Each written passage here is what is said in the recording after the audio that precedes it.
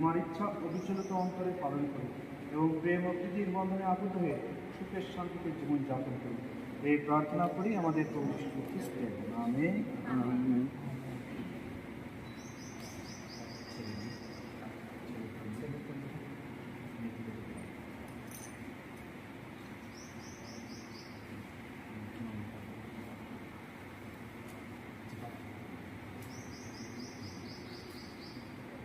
প্রিয় স্পিকার,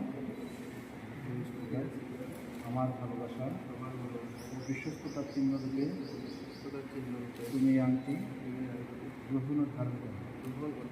পিতা, পুত্র ও পবিত্র আত্মার নামে আমিন।